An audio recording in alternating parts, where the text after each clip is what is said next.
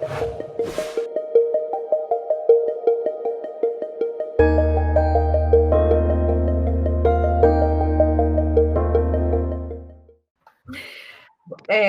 dia a todos, é um prazer estar aqui nessa mesa, nessa sessão, no dia de hoje. Quero realmente agradecer muito à IAMESP por essa oportunidade de abrir uma vez mais uma sessão para o ITP.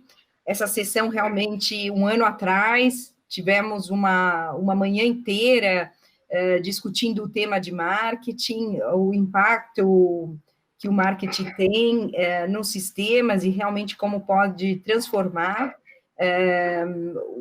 o contexto, mas nunca nos imaginaríamos estar vivendo uma sessão online. Então, realmente é um desafio para todos, e começando pela IAMESP, que teve a coragem de organizar esse evento. Então, muitíssimo obrigada, em nome da UITP, a IAMESP, por realmente abrir esse espaço para o ITP. Bom, no dia de hoje eu tenho o prazer de estar dividindo essa sessão com a Valesca Pérez Pinto, que ela é coordenadora do Programa de Melhores Práticas da América Latina da UITP. Ela vai contar um pouco todo o contexto, mas é um programa que tem tido um êxito enorme. Claro que agora ele está sendo totalmente reformulado, considerando o cenário atual. Também nos acompanha no dia de hoje o Rodrigo Magalhães, um especialista em marketing digital, que, de fato, não poderia ser mais oportuno ter o Rodrigo nessa sessão, porque a digitalização veio de uma maneira única, um processo de aceleração que ninguém imaginava, mas nesse contexto, eu acho que vou já começar a nossa apresentação. Ela é uma brincadeira curta, aqui de 1 hora. Então, realmente agradeço muitíssimo a todos que estão me acompanhando, que estão nos acompanhando no dia de hoje. Bom, eu quero trazer um pouco o contexto que a UITP tem aplicado nos últimos meses. Desde março, na realidade, a UITP já estava acompanhando todo o impacto que o Covid estava trazendo na Ásia, mas desde janeiro a UITP muito atenta ao contexto asiático e acompanhando desde o nosso escritório de Hong Kong e do nosso escritório em Shenzhen, qual que era essa transformação, o lockdown, os efeitos de lockdown no transporte, mas sem, naquele então, em janeiro, pelo menos ninguém imaginava que seria uma pandemia e que o efeito que estava tendo naquela região estaria sendo espalhado por todos os continentes. A divisão América Latina e o continente latino-americano foi o último a ser atingido, então a gente tem um delay aí em todos os efeitos, e dentro disso eu estou mencionando porque eu vou fazer uma apresentação muito breve, muito rápida, sobre o último estudo que a UITP lançou. Esse estudo foi lançado agora, em agosto, com uma análise desses padrões de mobilidade, que são padrões que vieram, de fato, se instauraram e que a UITP avalia que não haverá retorno disso. Então, é uma alteração da demanda, são alterações, obviamente, de tipologia de cidade, que a gente já começa a ver algumas transformações, o comportamental, que eu vou deixar, inclusive, até para a Valesca comentar um pouco mais, a digitalização, como eu comentei desde o começo. Então, a UITP identificou 3 grandes blocos que realmente se aplicam a todas as regiões, está acontecendo em todas as regiões do mundo. Obviamente que nesse estudo, como a América Latina entrou num segundo momento, ele ainda não entrou no estudo, né? Entrou num segundo momento na questão da pandemia, mas são efeitos desses 3 blocos, que estão divididos em mais 12 capítulos, né? Em 12 tendências, que realmente a gente tem visto que acontece que estão acontecendo no nosso continente. Eu convido a todos a verificar esse relatório está disponível na biblioteca da UITP, e aí a gente vai ter quais têm sido esses efeitos. Aqui eu estou trazendo, basicamente, do lado esquerdo, um comportamento geral, que foi um primeiro estudo que a UITP lançou em maio, né? Em maio, a UITP acabou lançando esse estudo,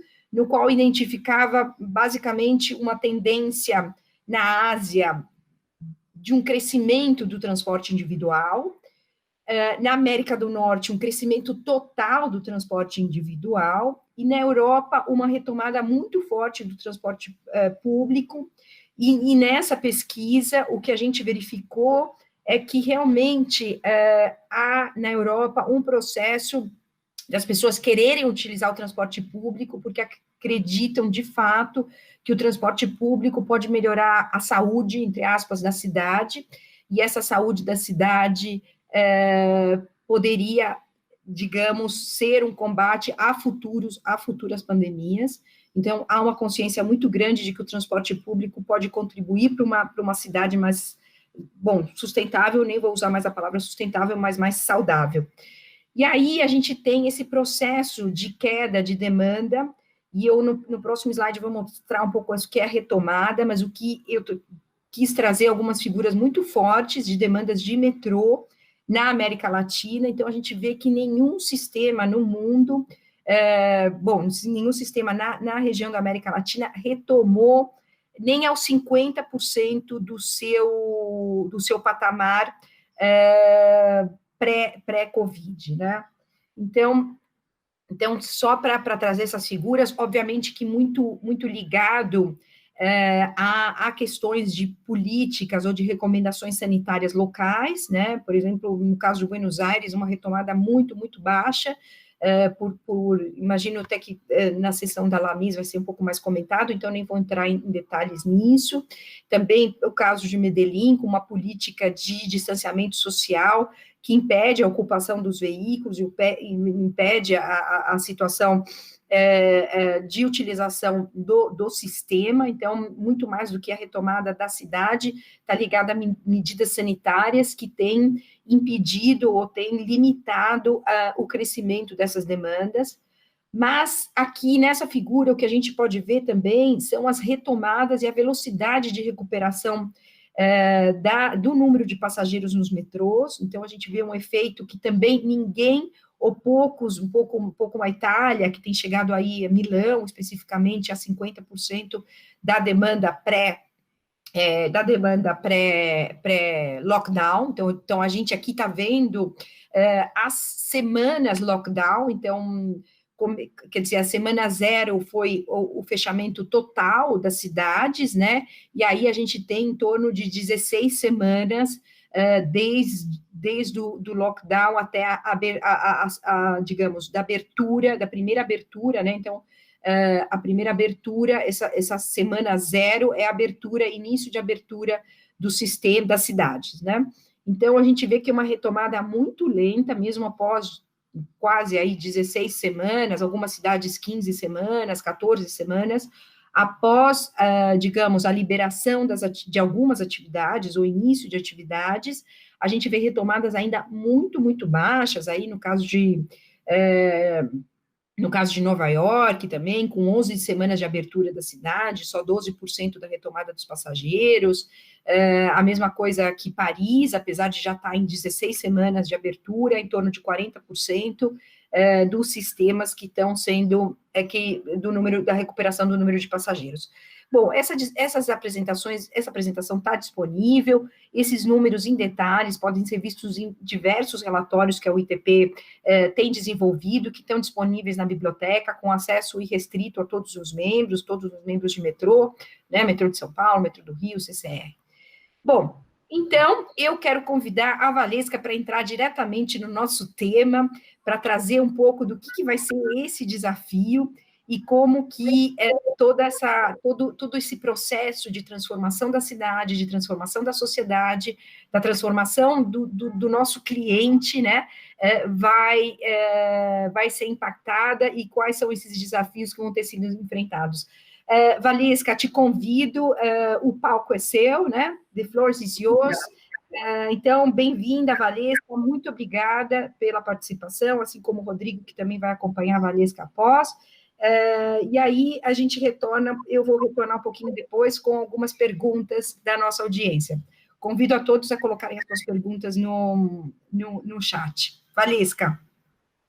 Bom, eu creio que o cenário que a Eleonora nos apresenta já é, de resto, grande conhecido. Estamos vivendo ele. Eu apenas quero dizer, a América Latina, em particular o Brasil, viverá este cenário um pouco mais espichado, tendo em vista as medidas de contenção, de lockdown ou de recolhimento que foi possível ser feita no Brasil.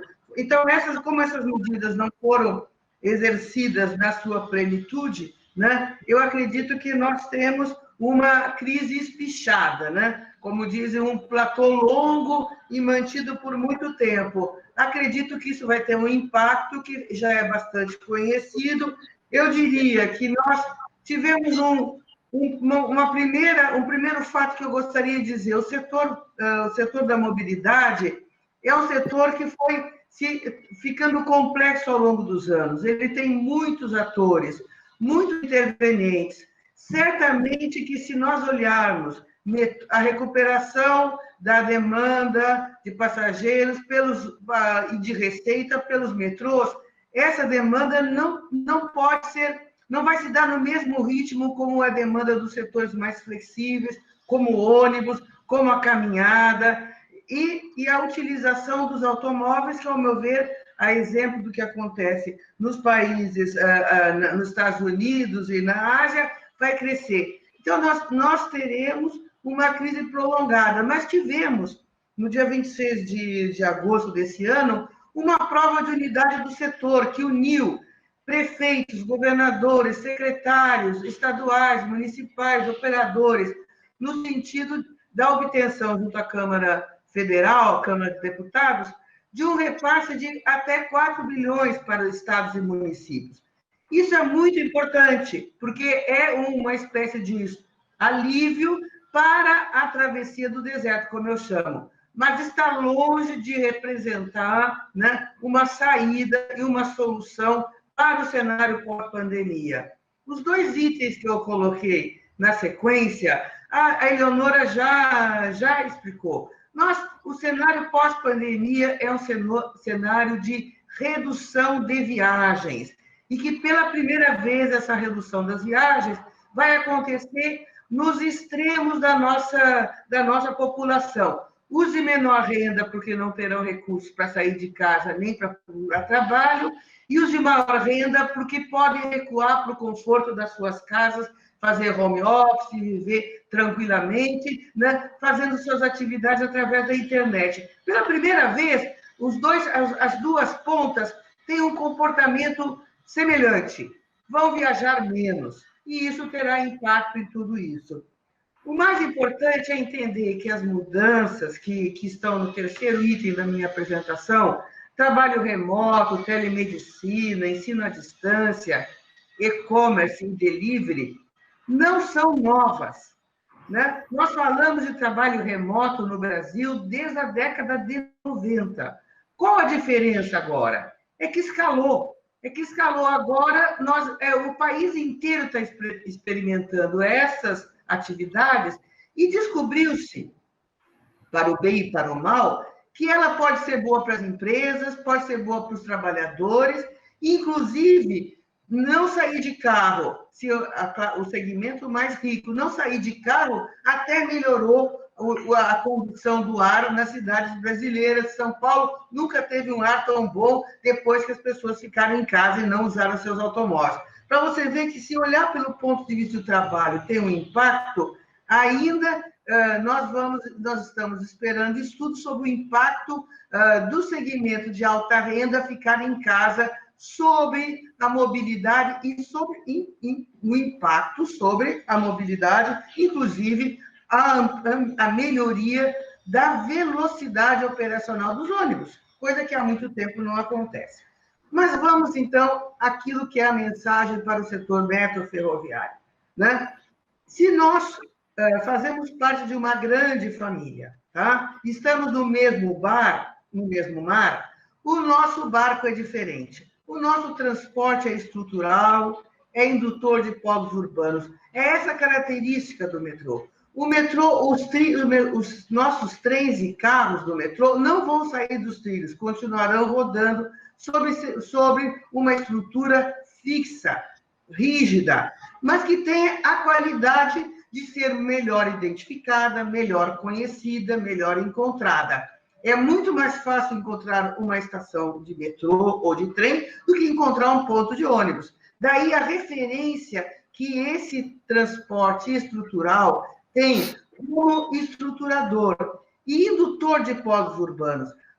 Quando chega uma estação, e recentemente agora inaugurou-se uma nova estação ferroviária numa cidade aqui da região metropolitana, foi uma festa para a cidade, porque a estação de metrô, ela é a chegada da cidade, né, em muitas das nossas áreas urbanas desassistidas de infraestrutura.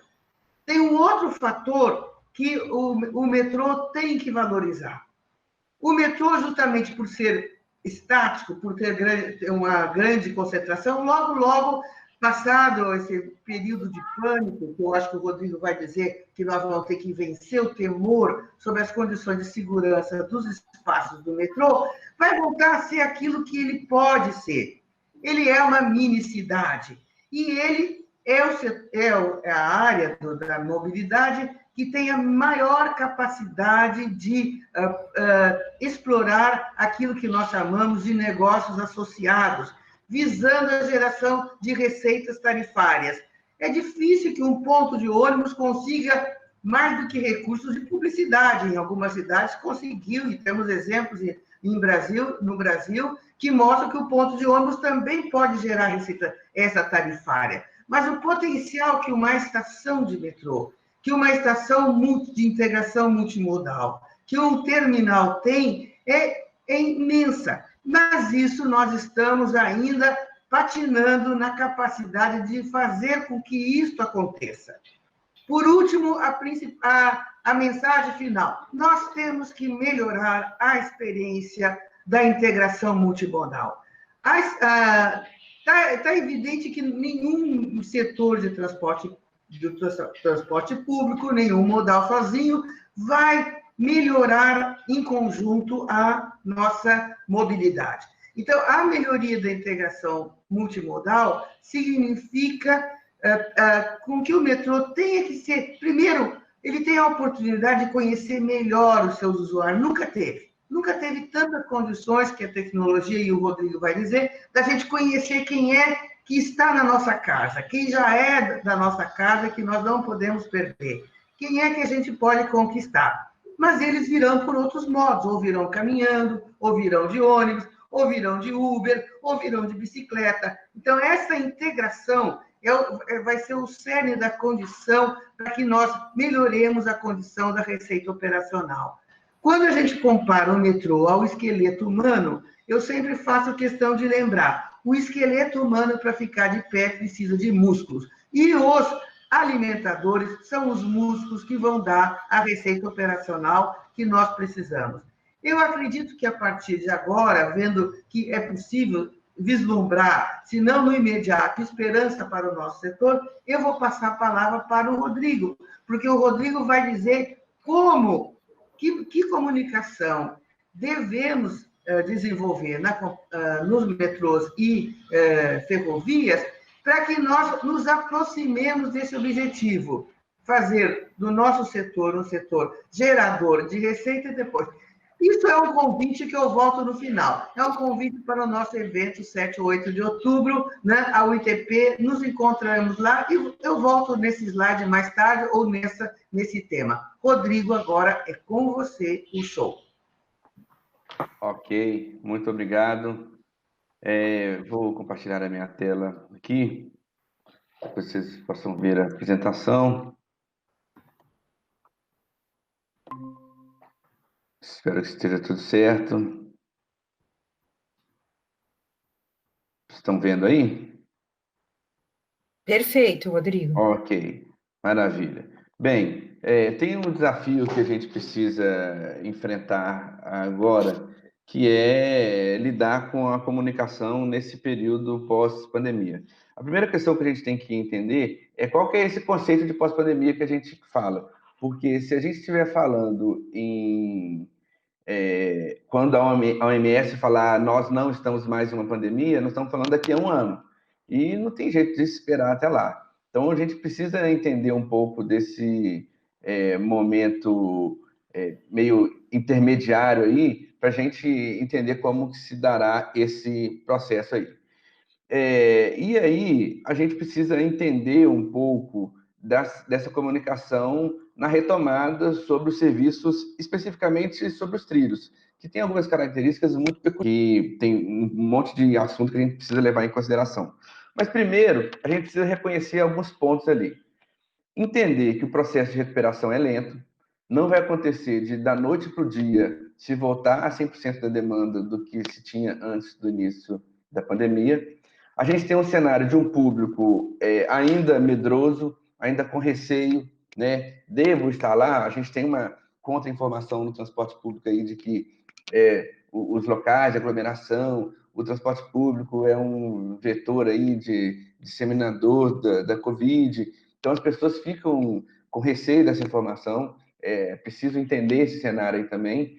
Tem uma lógica de informações que são absolutamente desencontradas por informação de governos, né, municipais, estaduais e federais em relação a isso, o que acaba formando meio que um senso comum prejudicado.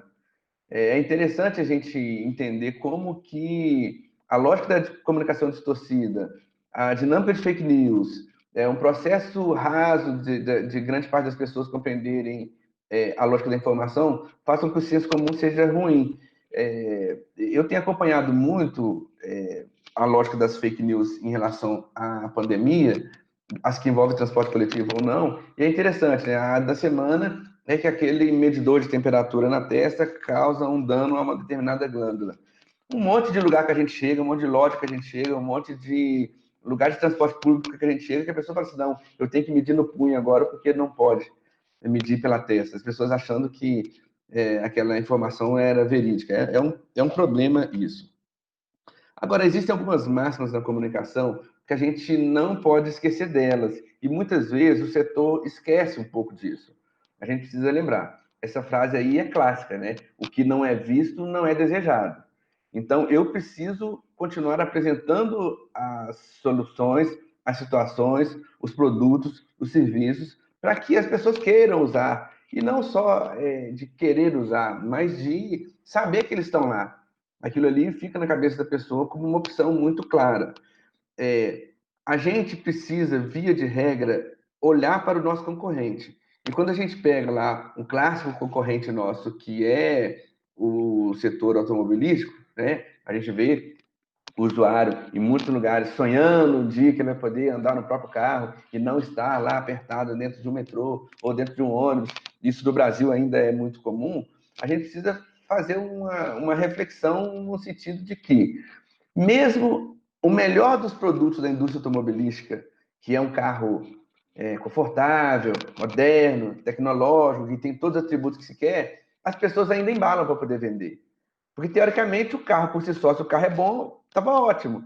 Quando a gente fala lá dos sonhos de consumo, das Ferraris, das Mercedes, etc., se isso fosse suficiente, não precisava fazer. Não tinha essa cena clássica ali de colocar uma fitinha no carro, colocar como se fosse um presente, porque, afinal de contas, o carro já é bom. Então, a gente precisa entender, não basta ser bom, a gente precisa vender o que é bom, precisa legitimar o que é bom. E a comunicação precisa estar presente nesse processo como um todo, a gente não pode esquecer disso. É interessante pensar que quando a gente fala em serviço sobre trilho, muitas vezes nós estamos falando de um serviço invisível, porque ele está lá plantado debaixo da terra, as pessoas não estão vendo. Aí fazendo uma comparação de novo lá com a indústria automobilística, né? Quando lançam os novos carros, aquelas cores chamativas, todo lugar que você olha tem um modelo daquele ali para poder instigar o desejo do consumidor.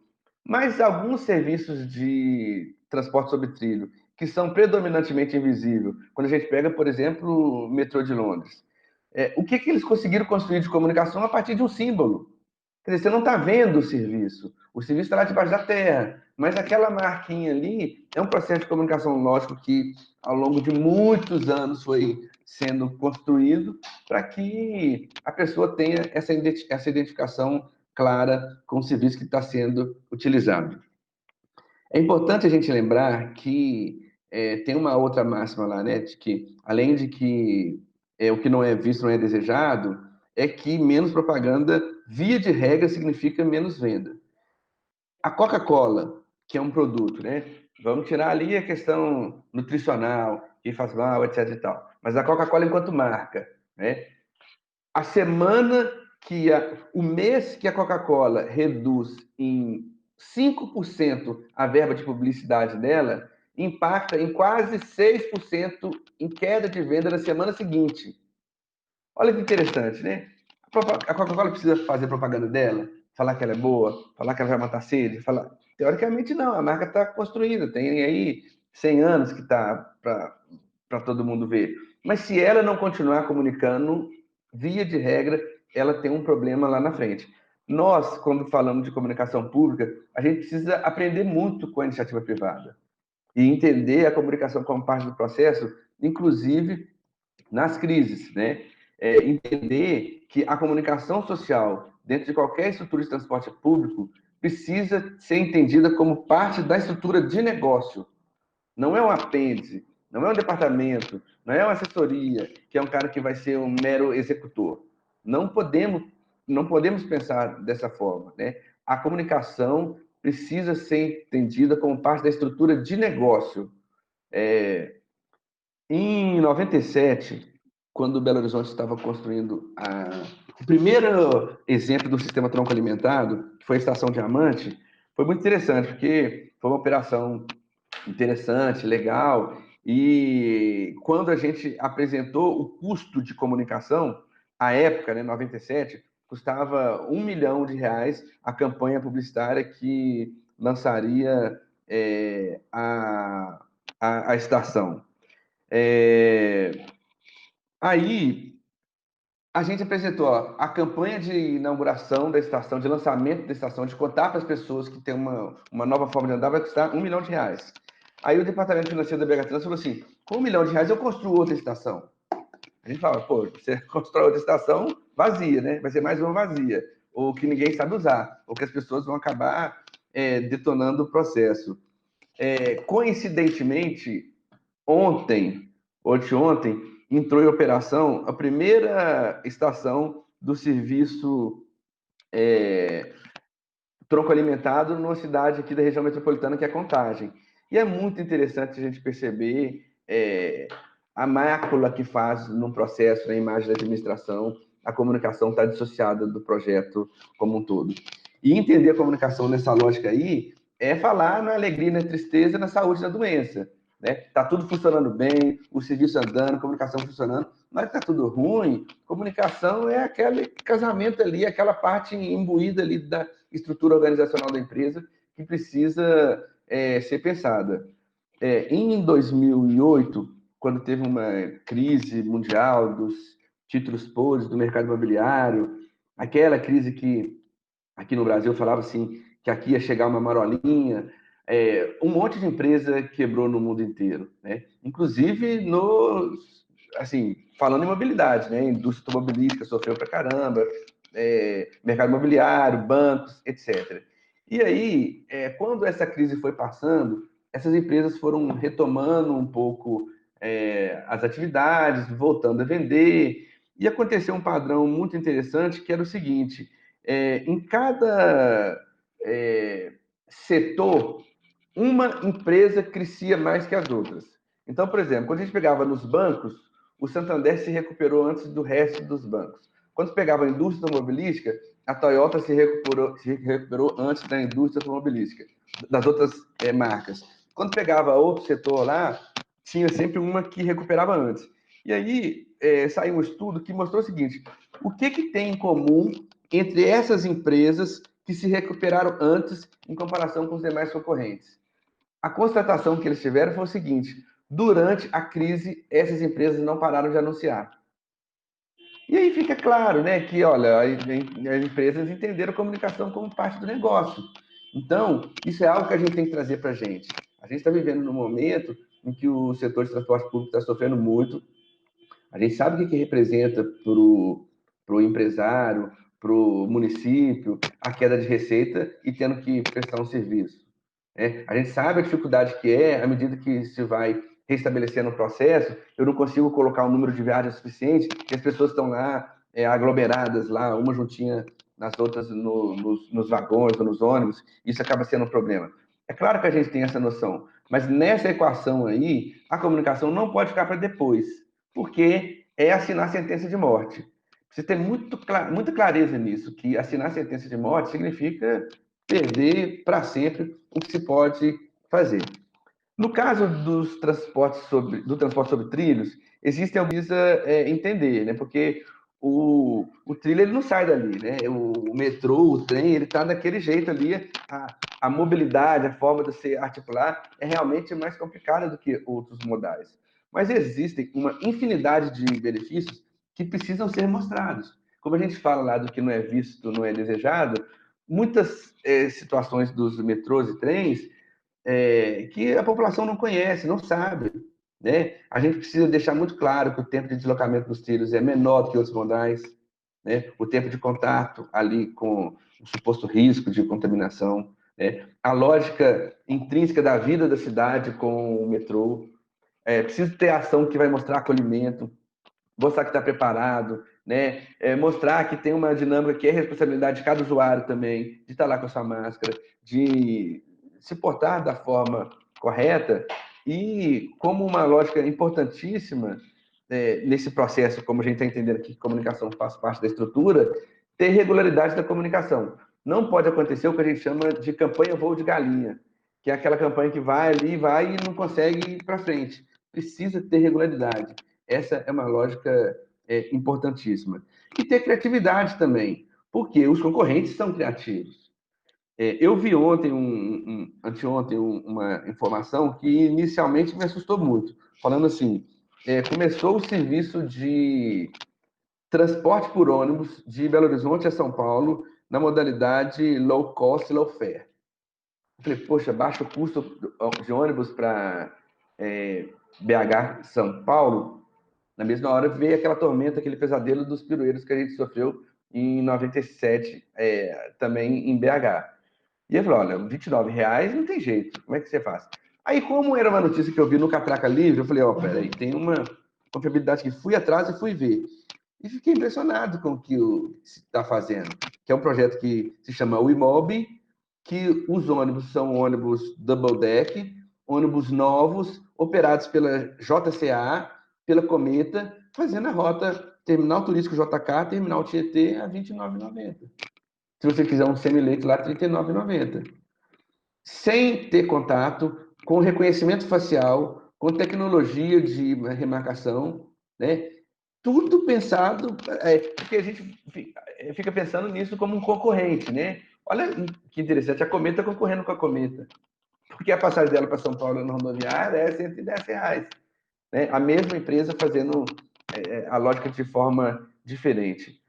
Enfim, tem assim, uma série de exercícios que é possível que se faça, mas tem que ter essa mentalidade de que a comunicação não pode estar dissociada.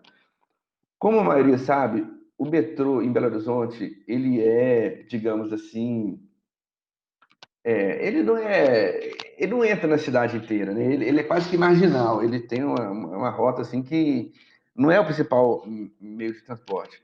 Mas é interessante a gente observar como que em 10 anos a demanda do metrô em BH aumentou quase 3 vezes, a partir de ajustes operacionais, de fazer lógica alimentadora em determinadas estações.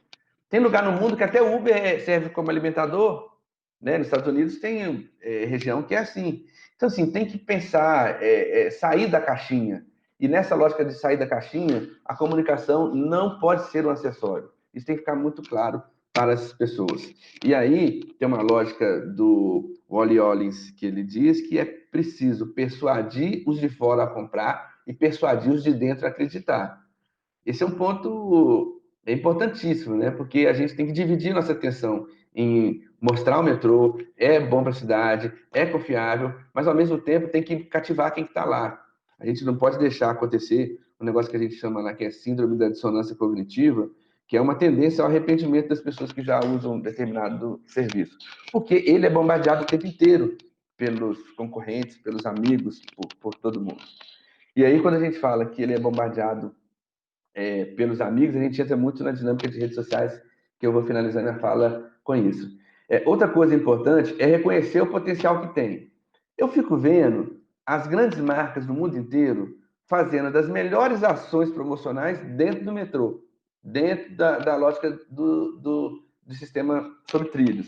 E aí eu me pergunto, por que a Unilever, que tem o mundo na mão, vai fazer a melhor ação promocional dela do ano dentro do metrô, lá na estação, adesivar o metrô, fazer uma ação na plataforma, fazer uma ação lá de dentro do vagão, porque eles sabem que o metrô é um ambiente extremamente potencial para poder se vender. E é interessante que o mercado de varejo inteiro usa isso, menos o próprio sistema. Né? Ele sabe da característica, da potencialidade que ele tem, mas o próprio sistema não usa isso. Não vira quase como uma síndrome do patinho feio, e isso não adianta muito. Né? É importante entender esse processo como um todo. Né? Por que o nosso espaço é tão desejado pelas marcas e a gente tira pouco proveito disso? A gente só presta serviço. Ou faz uma comunicação, às vezes, operacional, sem vender o nosso peixe, sem vender o serviço, sem agregar valor a ele, sem legitimar o que ele pode fazer pelas pessoas. Né?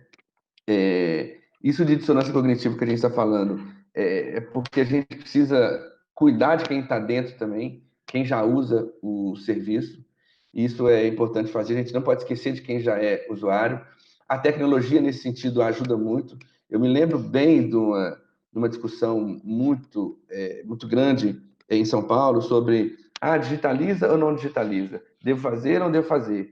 E aí tinha situações que a pessoa tuitava dentro do vagão do trem que estava gelado demais, e aí alguém, pelo monitoramento, detectava que aquele cara estava fazendo isso, aí se ajustava a temperatura do trem, daquele vagão, e na mesma viagem o cara tuitava, poxa, que bacana, vocês são foda, vocês foram legais demais. Então, assim, para a tecnologia, o céu é o limite. A gente tem que entender como que ela vai estar atrelada na comunicação. E entender também que quando a gente pensa a lógica da comunicação nos processos empresariais, não vai se ganhar o mundo da noite para o dia. Né? Reputação é algo que se constrói com o passar do tempo. A gente tem que ter essa clareza e não pode ter essa pressa aí também.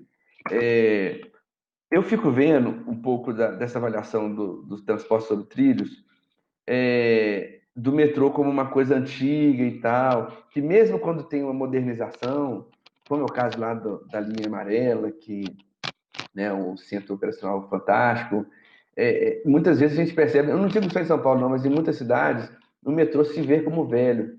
Aí eu fico pegando um exemplo, que eu falo sempre, a gente tem que copiar da iniciativa privada, o Banco Bom Sucesso também, que é um banco que tem aí 35 anos, depois virou BS2, um banco digital, e atua de uma forma super bacana, conseguiu engajar com o público jovem, faz um trabalho maravilhoso, assim, meio que não vestiu aquela roupa assim, não, eu sou velho, então eu vou ter que ficar aqui fazendo bloqueto e não vou entrar na forma digital. Não pode ser assim. A gente tem que entender a lógica do jeito correto.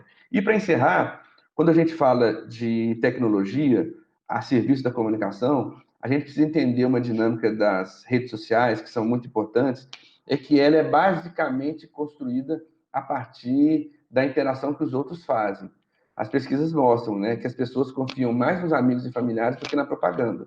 Então, quanto mais o metrô falar, eu sou bom, eu faço, eu quero, isso cada vez mais tende a ter menos aceitação e menos credibilidade do que a pessoa que fala assim, nossa senhora, eu cheguei aqui foi rápido pra caramba, eu peguei o metrô, foi super tranquilo, estava vazio, estava ou ônibus, ou táxi, ou o que quer que seja. As pessoas tendem a valorizar mais isso. Achei muito interessante um evento, até da UITP, que a gente estava ano passado, em São Paulo, e fui encontrar com um amigo meu que era de uma empresa digital de Recife, e fomos conhecer lá o Porco. E aí eu peguei um ônibus na porta do hotel, o ônibus parou logo na esquina, e foi muito engraçado a cara de assustado que ele fez me vendo chegar a pé lá, porque o ônibus parou a 100 metros de lá. Eu falava, olha, tá, foi ótimo, foi tranquilo, eu olhei no aplicativo aqui, vi a hora que ele ia passar, vi onde que era o ponto. Olha para você ver, eu que não sou da cidade de São Paulo, né?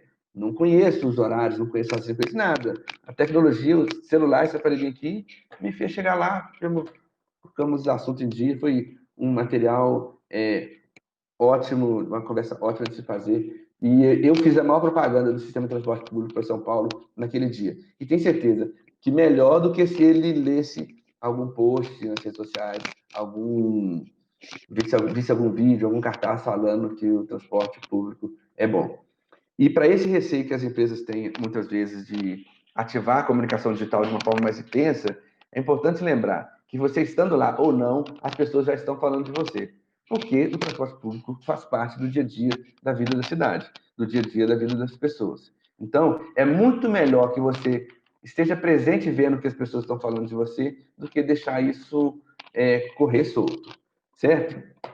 É isso que a gente tinha para poder dizer a vocês inicialmente. Vou interromper o meu compartilhamento da tela aqui e vou voltar a palavra para as minhas queridas Eleonora e Valesca. Muito obrigada, Rodrigo. Acho que realmente você trouxe um exemplo aí do que vamos ter que enfrentar, e esse exemplo das mídias sociais é incrível. Temos uma pergunta aqui do chat, mas eu vou aproveitar que ambos tocaram num tema da mobilidade unificada. Eu só quero trazer esse conceito aí de mobilidade unificada, que foi um termo que surgiu no relatório novo, nesse relatório novo que eu comentei essa manhã da UITP, e, de fato, falar em retomada do cliente passa por esse conceito que tanto o Rodrigo comentou, como a Valesca comentou. Então, eu queria que vocês reforçassem um pouco essa questão de como vocês acreditam que pode ter uma retomada por essa mobilidade unificada, que, no nosso caso, obviamente, vai ter que passar um pouco pela mobilidade individual, que é um processo que a gente tem visto. Então, eu vou deixar essa pergunta no ar, e vou emendar com outra pergunta, que nesse contexto também de um desafio, que eu acho que o Rodrigo trouxe muito isso, né, Rodrigo, de falar, custa 1 milhão a campanha, mas eu construo uma estação nova. Como convencer as empresas de que, de fato, se a gente não fizesse investimento nesse momento que talvez não seja um momento ideal do mundo, nunca é o momento ideal, né? Nunca estamos no orçamento ideal para fazer investimento em comunicação, mas como priorizar isso? Como que vocês imaginam dentro dessa estratégia? E também, acho que eu já aproveito e faço a pergunta aqui da Patrícia Bertozzi. A Patrícia nos comenta um pouco sobre essa retomada que a gente tem visto em São Paulo, até pela própria dinâmica da cidade. Se vocês acreditam que em dezembro nós estaremos com índices próximos dos nossos números. Parece ser difícil aí pelo processo que outros metrôs têm passado aí, metrôs que já abriram há muito mais tempo, a gente não tem visto essa retomada, mas de qualquer maneira eu quero a opinião de vocês. E como definir investimentos nos novos processos de PPPs que estão aí em pauta. Então, eu vou deixar um pouco aí, a gente tem mais uma pergunta, mas eu vou fazer uma rodada, primeiro as damas, então Valesca primeiro e depois Rodrigo. Eu nem vou entrar de novo, Valesca, você já passa diretamente a palavra para o Rodrigo, para ser um pouco mais dinâmico, e depois tem mais uma perguntinha aqui que a gente retorna. Leonora, eu começaria por tentar responder a última pergunta. Eu diria que ninguém sabe como nós estaremos em dezembro, tá? Uma eventual retomada de de um processo de aumento de contaminação. Eu diria, assim, que nós temos que... eu vejo no curto prazo, e esse curto prazo é um ano, né, ou mais,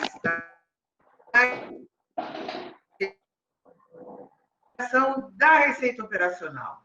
Então, eu diria que nós temos que já nos preparar para trabalharmos com uma demanda menor. E eu acho que isso é uma oportunidade também. Eu diria assim, quem é que quer trens superlotados? Todo mundo se queixa das horas... Os trens não são sempre superlotados. Existe um horário de pico no mundo inteiro, mas existe uma grande concentração. Creio que outras medidas vão ser tomadas, como, por exemplo, ampliar a defasagem horária, redução da concentração dos picos, o redesenho da mobilidade. E aí que eu diria que falta ainda nós conhecermos melhor quem usa o metrô.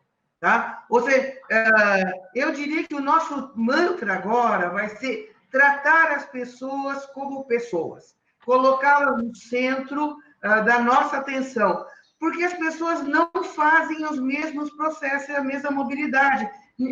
Nós já sabemos que a mobilidade dos homens é diferente da mobilidade das mulheres, que a mobilidade dos homens é diferente, adultos, dos homens jovens, daqueles que trabalham, são empregados e que, portanto, batem ponto e têm uma jornada estabilizada, daqueles que trabalham de forma mais ocasional. Ou seja, o mundo do trabalho também está mudando e afeta diretamente a maneira como a gente concebe aquele sistema de grade horária, entende? Então, assim como eu acredito que os novos alimentadores vão evoluir, né, no sentido de ter sistemas mais ágeis, adaptados a pegar as pessoas à noite, no final da manhã, no final de semana, a mesma coisa que independe do alimentador para ter receitas operacionais, como é o metrô, ele tem que conhecer como é que os alimentadores funcionam.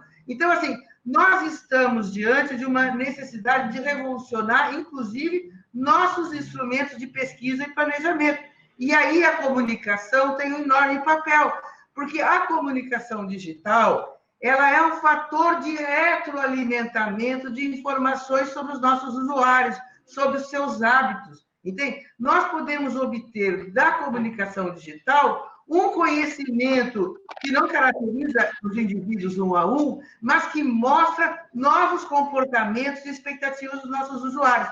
E essa é a única condição de nós chegarmos a melhorar a experiência da integração.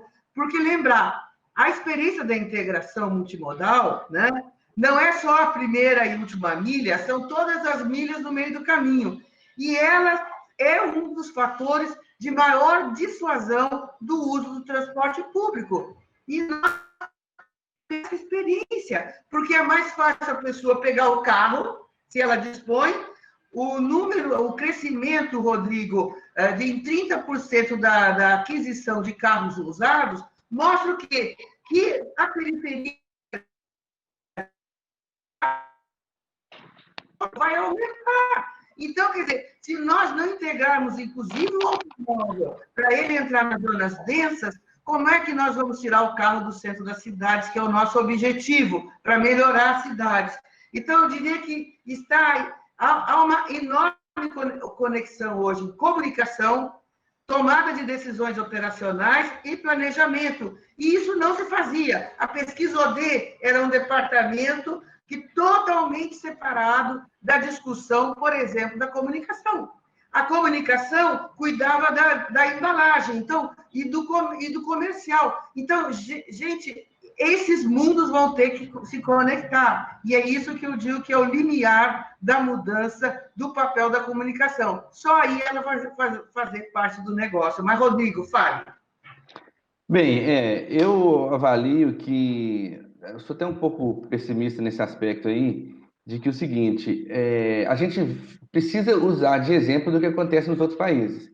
E a gente vê que em vários deles, né, à medida que a situação foi estabelecendo, foi encaminhando, teve que voltar atrás. Ontem eu estava com um amigo que me disse que a irmã dele veio de Barcelona, porque viu que lá foi lockdown de novo semana passada. Então, assim, ele falou assim, lockdown aqui ou no Brasil, vou lá ficar com a minha mãe. Ela foi lá para ficar com ela. Então, assim, a gente tem que entender essa lógica de, primeiro, não ir com muita sede ao pote, eu acho, né? Porque senão pode gerar uma frustração para o gestor, que é o pior dos cenários possíveis. Mas a gente precisa pensar em fazer as coisas com cautela. Mas fazer as coisas com cautela é fazer chamando o povo para perto. E você só consegue chamar o povo para perto conversando com ele, fazendo comunicação, dialogando, entendendo o que ele é, quais são os medos, quais são os anseios, o que ele espera disso. Acho que é uma lógica importante. O que mostra, mais uma vez, né, que a comunicação aí como parte de todo e qualquer processo que acontecer dentro de uma administração de transporte público. Eleonora. Eu vou entrar agora com a pergunta do milhão. A pergunta do milhão. Essa pergunta está vindo do Conrado Grava, nosso caro amigo, que tem nos apoiado tanto em todas as capacitações da UITP. Rodrigo, como lidar com o senso de que o transporte público é o local de maior contaminação, mesmo isso não sendo verdade? Acho que, de fato, esse está sendo o grande desafio, provar que a gente não contamina. Querido Conrado Grava, prazer ver sua participação aí, saudade de você, você é um cara sensacional. De fato a pergunta do milhão, né? Mas a gente precisa entender, primeiro, como que se forma o senso comum, né? É como se a gente pudesse falar meio da insanidade do senso comum. E para a gente combater a lógica do senso comum, a única possibilidade é pensar um pouco da forma com que os usuários pensam, muitas vezes, que é olhando para o próprio umbigo, né? E quando você vai olhando para o próprio umbigo, a única forma que a gente tem de fazer isso é fazer com que o transporte sobre trilhos seja atrativo para ele, né? Fazer com que ele tenha algum benefício dentro dessa lógica aí de se utilizar. Eu fico vendo as concorrentes usando e abusando da tecnologia. E eu acho que a tecnologia vai ser o melhor caminho para poder combater essa formação do senso comum. Porque na tecnologia você consegue chegar no celular de cada um, consegue chegar na vida de cada um. Eu fico vendo o que as outras empresas fazem. Eu sou um cara fascinado pelo Waze. E é muito sensacional quando a gente vai perceber a utilização de inteligência artificial, que é você saindo para poder ir para um determinado lugar sábado de manhã, vou lá visitar meus pais, ligo o Waze, aí ele coloca já a rota da casa dos meus pais, porque sabe que naquele horário é o tipo de transporte que eu faço, então ele reconhece, a inteligência artificial faz isso. É tanta possibilidade que a gente tem aí para as pessoas, né, de que a gente precisa enaltecer isso. Eu diria que um caminho para isso é usar o máximo possível de tecnologia para poder individualizar a possibilidade de uso do transporte público. E aí, fazendo um brainstorm aqui, né? Sei lá, às vezes você está num lugar e recebe uma mensagem assim, olha, você ganhou 20% de Burger King. Opa, você não está com vontade de comer, mas você vai lá, né? Já recebi várias vezes que, você ganhou R$20 de crédito no Uber. Eu falei, então vou pro shopping. Olha, não queria nem sair de casa, mas como tinha lá os R$20 de crédito no Uber, vai expirar amanhã, eu vou. Sei lá, quem sabe? Quem sabe esse tipo de coisa não pode ser atrelado ao transporte público também? Você ganhou uma semana grátis no metrô? Sei lá, não sei. Estou elucubrando aqui, pensando em outras alternativas, mas eu acho que o caminho é fazer com que a tecnologia possibilite experiências individualizadas para as pessoas. Porque quando a pessoa usa, ela faz com propriedade. E aí ela afasta o senso comum quando o senso comum é deturpado. É isso. Bom, a gente já chegou ao nosso fim, né? Valesca, eu quero realmente agradecer muitíssimo a sua participação. Rodrigo, também agradeço muitíssimo a participação. Acho que a gente trouxe só uma pincelada aqui do que vocês vão ter no próximo evento da UITP, que vai ser totalmente digital. Todas as informações estão na página da UITP. É um evento que vai ser uma experiência digital e vou usar o que o Rodrigo comentou agora, que a digitalização de fato consegue trazer essa experiência individualizada, e é esse evento da UITP, a gente também quer trazer essa experiência individualizada. Então, muitíssimo obrigado a todos e obrigado à audiência, e a gente encerra por aqui essa sessão. Muito obrigada, um ótimo dia para todo mundo. Obrigado.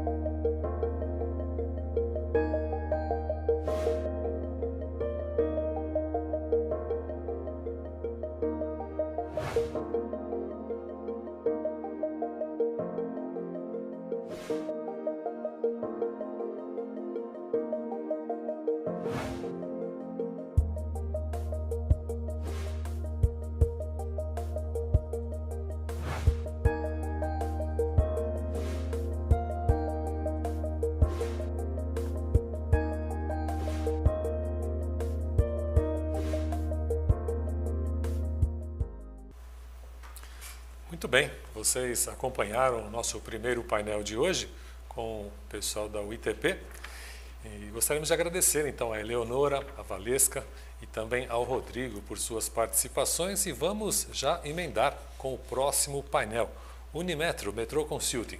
Nós temos conosco o engenheiro Luiz Carlos Rodrigues da Silveira, também a administradora Silvia Regina Macedo Passini, a engenheira Joana Maria Riquelme Agapito de Paula, o engenheiro Paulo Roberto Moraes, o economista Eduardo Rosanzik e a psicóloga Lenice Nunes. Todos são do metrô de São Paulo e eles vão iniciar agora o próximo bloco com a mediação do Luiz Antônio Rodrigues da Silveira. Um bom painel a todos.